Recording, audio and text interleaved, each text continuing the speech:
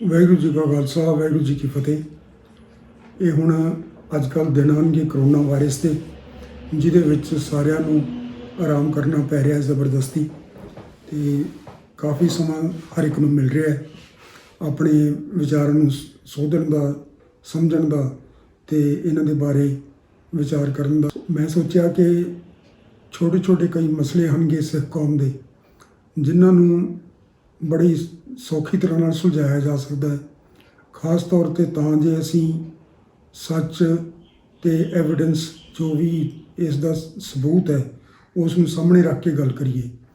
ਜੇ ਤਾਂ ਅਸੀਂ ਹਠ ਧਰਮੀ ਨਾਲ ਕਰਨੀ ਹੋਵੇ ਤਾਂ ਕੋਈ ਵੀ ਮਸਲਾ ਸਿੱਧਾ ਨਹੀਂ ਹੋ ਸਕਦਾ, ਲੇਕਿਨ ਕਈ ਐਸੇ ਮਸਲੇ ਹਨ ਜਿਨ੍ਹਾਂ ਦੇ ਸਬੂਤ ਸਾਡੇ ਸਾਹਮਣੇ ਪਏ ਨੇ ਤੇ ਅਸੀਂ ਉਸ ਨੂੰ ਕਿਸੇ ਅਗਿਆਨਤਾਵਸ਼ ਜਾਂ ਕਿਸੇ ਧੜੇਬੰਦੀ ਦੇ ਨਾਲ ਹੋਣ ਕਰਕੇ ਉਹਨਾਂ ਨੂੰ ਉਸ ਤਰ੍ਹਾਂ ਨਾਲ ਸਮਝ ਨਹੀਂ ਰਹੇ ਜਿਸ ਤਰ੍ਹਾਂ ਉਹਨਾਂ ਨੂੰ ਸਮਝਣਾ ਚਾਹੀਦਾ ਹੈ।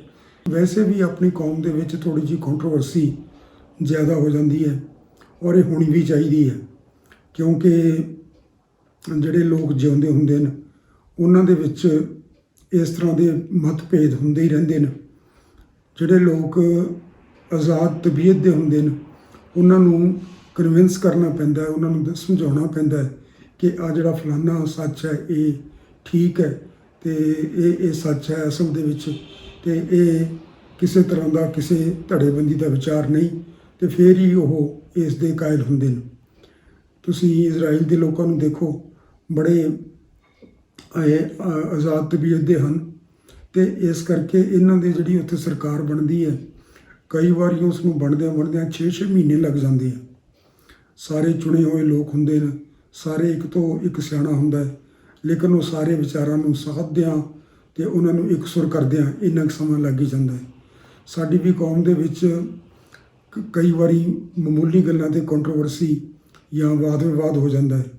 ਜਿਸ ਤਰ੍ਹਾਂ ਕਿ ਇੱਕ ਵਾਰੀ ਅੱਜ ਤੋਂ 1 ਸਦੀ ਪਹਿਲਾਂ ਦੀ ਗੱਲ ਹੈ, ਮਹਾਰਾਜਾ ਫਰੀਦਕੋਟ ਨੇ ਦਰਬਾਰ ਸਾਹਿਬ ਵਾਸਤੇ ਇੱਕ ਜਨਰੇਟਰ ਦੇ ਦਿੱਤਾ, ਭੇਟਾ ਕਰਤਾ ਦਰਬਾਰ ਸਾਹਿਬ।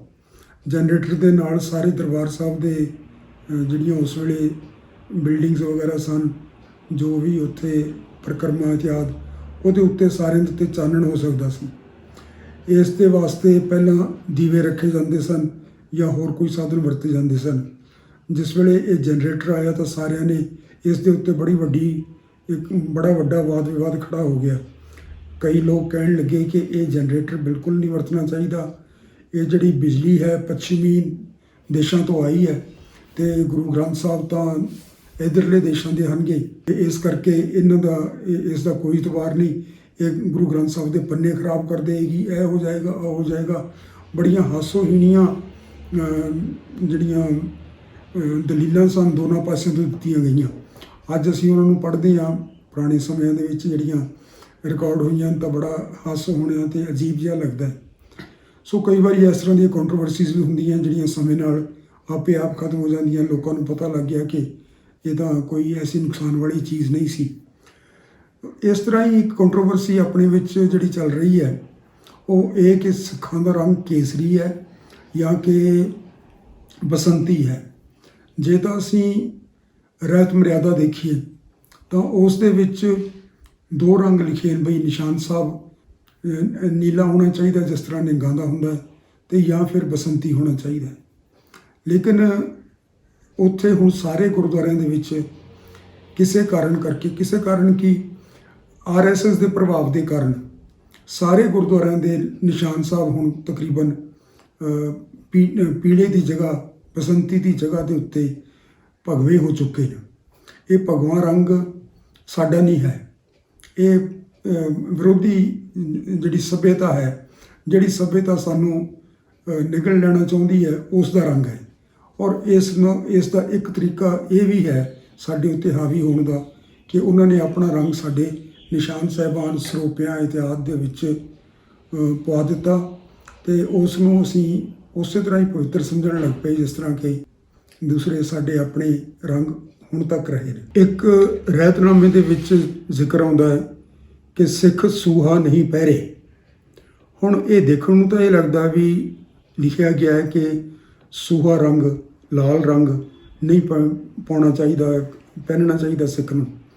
ਲੇਕਿਨ ਜੇ ਉਸ ਦੇ ਸਮੇਂ ਦੇ ਅਨੁਸਾਰ ਉਸ ਦਾ ਦੇਖੀਏ ਸੰਦਰਭ ਕੀ ਸੀ, ਤਾਂ ਇਹ ਪਤਾ ਲੱਗਦਾ ਹੈ ਕਿ ਦੇਵੀ ਦੇ ਸਥਾਨ ਦੇ ਉੱਤੇ ਜਿਹੜਾ ਇੱਥੇ ਪੰਜਾਬ ਦੇ ਵਿੱਚ ਦੇਵੀਆਂ ਦੀ ਕਾਫੀ ਮਸ਼ਹੂਰੀ ਹੁੰਦੀ ਸੀ ਔਰ ਲੋਕ ਬੜੀ ਪੂਜਾ ਕਰਦੇ ਸਨ। ਉਹਨਾਂ ਦੇ ਜਿਹੜੇ ਜਾਂਦੇ ਸੀਗੇ ਲੋਕ ਤੀਰਥ ਯਾਤਰਾ ਕਰਨ ਵਾਸਤੇ, ਉਹ ਲਾਲ ਰੰਗ ਦੇ ਕੱਪੜੇ ਪਾ ਕੇ ਜਾਂਦੇ ਸਨ ਅਤੇ ਉਹਨਾਂ ਨੂੰ ਉੱਥੋਂ ਲਾਲ ਰੰਗ ਦੇ ਸਰੋਪੇ ਮਿਲਦੇ ਸਨ, ਜਿਹੜੇ ਕਿ ਉਹ ਬੜੇ ਫਖਰ ਨਾਲ ਸਿਰ ਦੇ ਉੱਤੇ ਬੰਨ੍ਹ ਕੇ ਆਉਂਦੇ ਸਨ। ਤਾਂ ਉਹਨਾਂ ਦੇ ਬਾਰੇ ਰਹਿਤਨਾਮਾ ਜ਼ਿਕਰ ਕਰ ਰਿਹਾ ਹੈ, ਨਾ ਕਿ ਇਸ ਰੰਗ ਦੇ ਬਾਰੇ, ਕਿ ਇਹ ਦੇਵੀ ਦਾ ਜਿਹੜਾ ਦਿੱਤਾ ਹੋਇਆ ਪ੍ਰਸ਼ਾਦ ਦੇ ਜਿਹਨੂੰ ਸਮਝਿਆ ਜਾਂਦਾ ਹੈ ਔਰ ਜਿਹੜਾ ਦੇਵੀ ਦੇ ਨਾਲ ਕਮਿਟਮੈਂਟ ਦਾ ਪ੍ਰਤੀਕ ਹੈ, ਉਹ ਰੰਗ ਸਿੱਖ ਨੂੰ ਨਹੀਂ ਪਹਿਨਣਾ ਚਾਹੀਦਾ, ਕਿਉਂਕਿ ਸਿੱਖ ਦੀ ਕਮਿਟਮੈਂਟ ਇੱਕ ਅਕਾਲ ਪੁਰਖ ਤੋਂ ਸਿਵਾਏ ਕਿਸੇ ਹੋਰ ਨਾਲ, ਦੂਸਰੇ ਨਾਲ ਨਹੀਂ। ਵੈਸੇ ਕੋਈ ਰੰਗਾਂ ਦੀ ਬਹੁਤੀ ਮਹੱਤਤਾ ਸਿੱਖ ਧਰਮ ਦੇ ਵਿੱਚ ਨਹੀਂ ਹੈਗੀ, ਲੇਕਿਨ ਜਦੋਂ ਰੰਗ ਤੁਹਾਡੇ ਪ੍ਰਤੀਕ ਬਣ ਕੇ ਆਉਂਦੇ ਨੇ ਤਾਂ ਕੌਮੀ ਪ੍ਰਤੀਕ ਦੇ ਤੌਰ ਦੇ ਉੱਤੇ ਇਹਨਾਂ ਦੀ ਮਹੱਤਤਾ ਬਣ ਜਾਂਦੀ ਹੈ। ਗੁਰੂ ਗ੍ਰੰਥ ਸਾਹਿਬ ਦੇ ਵਿੱਚ ਵੈਸੇ ਤਾਂ ਕਈ ਲੋਕ ਕਹਿ ਦਿੰਦੇ ਨੇ ਕਿ ਜੀ ਲਾਲ ਰੰਗ ਨਹੀਂ ਪਹਿਨਣਾ ਚਾਹੀਦਾ, ਇਹ ਸਿੱਖਾਂ ਦਾ ਰੰਗ ਨਹੀਂ, ਪਰ ਇਸ ਤਰ੍ਹਾਂ ਦੀ ਕੋਈ ਪਾਬੰਦੀ ਗੁਰੂ ਗ੍ਰੰਥ ਸਾਹਿਬ ਦੇ ਵਿੱਚ ਨਹੀਂ ਹੈਗੀ। ਉੱਥੇ ਤਾਂ ਕਈ ਵਾਰੀ ਲਾਲ ਰੰਗ ਦੀ ਤਾਰੀਫ ਵੀ ਬਹੁਤ ਕੀਤੀ ਹੋਈ ਹੈ, ਜਿਸ ਤਰ੍ਹਾਂ ਤੁਸੀਂ ਜਾਣਦੇ ਹੋ ਕਿ ਲਾਲ ਰੰਗ ਜਿਸ ਕੋ ਲਾਗਾ ਤਾਂ ਕਿ ਵਡ ਭਾਗਾ। ਇਸ ਤਰ੍ਹਾਂ ਦੇ ਹੋਰ ਵੀ ਰੰਗਾਂ ਦੇ ਬਾਰੇ ਕੋਈ ਇਸ ਤਰ੍ਹਾਂ ਦਾ ਵਿਚਾਰ ਨਹੀਂ ਕਿ ਖਾਸ ਸਿੱਖਾਂ ਦਾ ਰੰਗ ਹੈ, ਲੇਕਿਨ ਕੌਮੀ ਪ੍ਰਤੀਕ ਦੇ ਤੌਰ ਦੇ ਉੱਤੇ ਨਿਸ਼ਾਨ ਸਾਹਿਬਾਨ ਦੇ ਵਿੱਚ ਅਤੇ ਸਾਡੇ ਸਰੋਪਿਆਂ ਦਾ ਰੰਗ ਉਹੀ ਚਾਹੀਦਾ ਹੈ ਜਿਹੜਾ ਕਿ ਗੁਰੂ ਸਾਹਿਬਾਨ ਦੇ ਸਮੇਂ ਵਰਤਿਆ ਗਿਆ ਹੋਵੇ। ਜਿਨ੍ਹਾਂ ਨੂੰ ਪਾਕਿਸਤਾਨ ਜਾਣ ਦਾ ਮੌਕਾ ਮਿਲਿਆ ਹੈ ਅਤੇ ਜਿਨ੍ਹਾਂ ਨੇ ਉਹ ਪੁਰਾਣੇ ਇਤਿਹਾਸਿਕ ਗੁਰਦੁਆਰੇ ਦੇਖੇ ਹਨ, ਡੇਰਾ ਸਾਹਿਬ ਲਾਹੌਰ ਵੀ ਤਾਂ ਘੱਟੋ ਘੱਟ ਸਭ ਨੇ ਹੀ ਦੇਖਿਆ ਹੋਵੇਗਾ। ਨਨਕਾਣਾ ਸਾਹਿਬ ਦੀਆਂ ਹੁਣ ਇਹਨਾਂ ਨੇ ਥੋੜ੍ਹੇ ਜਿਹੇ ਰੰਗ ਬਦਲਤੇ, ਕਿਉਂਕਿ ਇਹ ਜਿਹੜੇ ਕਾਰ ਸੇਵਾ ਵਾਲੇ ਬਾਬੇ ਨੇ ਇਹ ਉੱਥੇ ਵੀ ਪਹੁੰਚ ਗਏ ਨੇ ਅਤੇ ਹਰ ਇੱਕ ਦੀ ਓਰੀਜਨਲ ਜਿਹੜੀ ਦਿੱਖ ਸੀ ਉਸ ਨੂੰ ਖਤਮ ਕਰ ਰਹੇ ਨੇ। ਇਹ ਬੜੀ ਮੰਦਭਾਗੀ ਗੱਲ ਹੈ, ਲੇਕਿਨ ਜਿਹੜੇ ਵੀ ਉੱਥੇ ਗੁਰਦੁਆਰੇ ਪਹਿਲਾਂ ਸਨ, ਅੱਜ ਤੋਂ 2 ਸਾਲ ਪਹਿਲਾਂ ਵੀ ਨਨਕਾਣਾ ਸਾਹਿਬ ਦਾ ਗੁਰਦੁਆਰੇ ਦਾ ਰੰਗ ਸਾਰਾ ਪੀਲਾ ਹੁੰਦਾ ਸੀ ਔਰ ਅੰਦਰ ਵੀ ਪੀਲੀ ਦਿੱਖ ਸੀ ਉਸ ਦੀ। ਸਾਰੇ ਗੁਰਦੁਆਰੇ ਜਿੰਨੇ ਵੀ ਪਾਕਿਸਤਾਨ ਦੇ ਵਿੱਚ ਅਜੇ ਤਾਈਂ ਖੜ੍ਹੇ ਨੇ, ਉਹਨਾਂ ਦੇ ਰੰਗ ਤੁਸੀਂ ਦੇਖੋਗੇ ਜਾ ਕੇ ਸਾਰੇ ਪੀਲੇ ਹਨ। ਅਤੇ ਇੱਥੇ ਵੀ ਕਈ ਸਾਰੇ ਗੁਰਦੁਆਰੇ ਹੁਣ ਅਸੀਂ ਚੇਂਜ ਕਰ ਰਹੇ ਹਾਂ, ਲੇਕਿਨ ਪਹਿਲਾਂ ਸਾਰੇ ਦੇ ਸਾਰੇ ਇਹ ਪੀਲੇ ਰੰਗ ਦੇ ਹੁੰਦੇ ਸਨ। ਤਾਂ ਇਹ ਸਾਡਾ ਕੌਮੀ ਪ੍ਰਤੀਕ ਜਿਹੜਾ ਹੈ ਉਹ ਪੀਲਾ ਰੰਗ ਹੈ।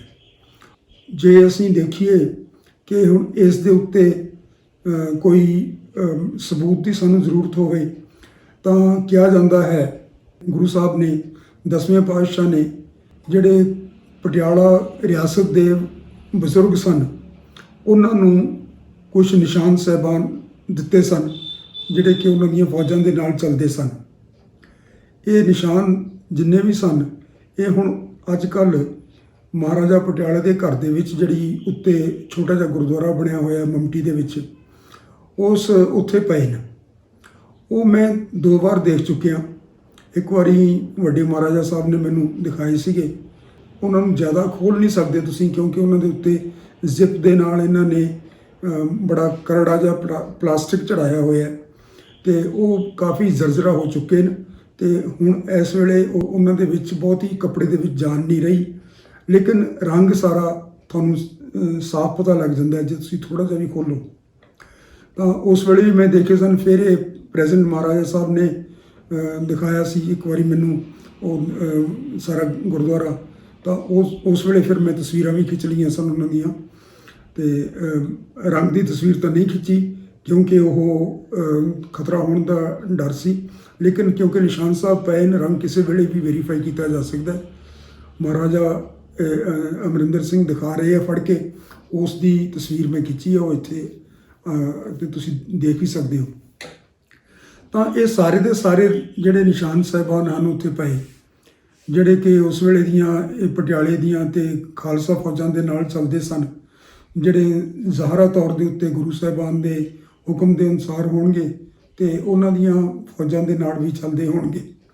ਉਹ ਸਾਰੇ ਦੇ ਸਾਰੇ ਨਿਸ਼ਾਨ ਸਾਹਿਬਾਨ ਪੀਲੇ ਰੰਗ ਦੇ ਸਨ, ਬਸੰਤੀ ਰੰਗ ਦੇ ਸਨ, ਸਰੋਂ ਫੁੱਲਾ ਰੰਗ ਜਿਸ ਨੂੰ ਆਪਾਂ ਕਹਿੰਦੇ ਹਾਂ।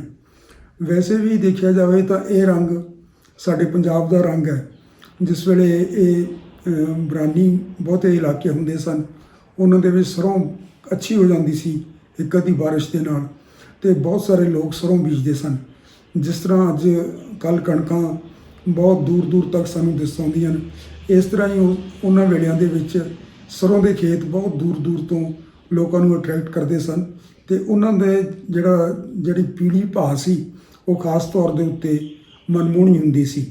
ਤਾਂ ਇਸ ਨੂੰ ਦੇਖ ਕੇ ਤੇ ਕਿਉਂਕਿ ਖਾਲਸੇ ਦਾ ਜਨਮ ਇਸ ਰੁੱਤ ਦੇ ਵਿੱਚ ਹੋਇਆ ਹੈ, ਇਸੇ ਰੁੱਤ ਦੇ ਵਿੱਚ ਗੁਰੂ ਨਾਨਕ ਪਾਤਸ਼ਾਹ ਦਾ ਜਨਮ ਵੀ ਹੋਇਆ ਸੀ, ਤਾਂ ਇਸ ਰੁੱਤ ਦੇ ਨਾਲ ਮਿਲਦਾ ਇਹ ਰੰਗ ਹੈ ਜਿਹੜਾ ਕਿ ਆਸ਼ਾ ਦਾ ਤੇ ਨਵੀਂ ਸਵੇਰ ਦਾ, ਦੁਬਾਰੇ ਮਨੁੱਖਤਾ ਨੂੰ ਆਪਣੀ ਇੱਕ ਮੌਕਾ ਦਿੰਦਾ ਹੈ ਕਿ ਆਪਣੇ ਆਪ ਨੂੰ ਉਹ ਪੁਨਰ ਰਿਨਿਊ ਕਰੇ, ਆਪਣੇ ਆਪ ਨਵਾਂ ਜਨਮ ਲਵੇ।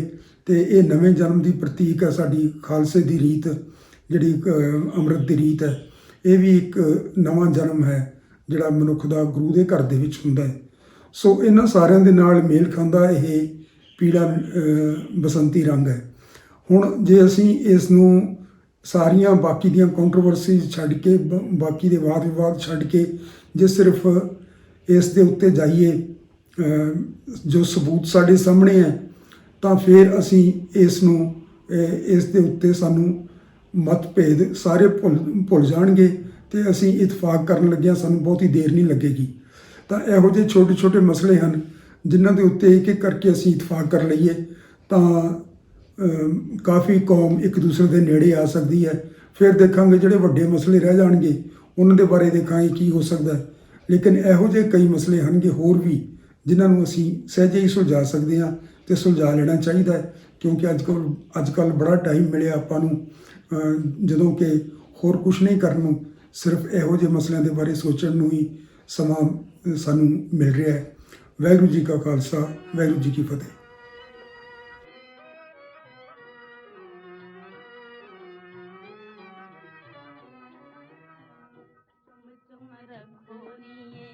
ਕਲਗੀ ਜੁਝਾਰ ਦੀ ਫੁੱਲਾਂ ਨਾਲ ਗੁੰਦੋ ਲੜੀ ਹੀਰਿਆਂ ਦੇ ਹਾਰ ਦੀ, ਚੁੰਮ ਚੁੰਮ ਰੱਖੋ ਨੀਏ ਕਲਗੀ ਜੁਝਾਰ ਦੀ।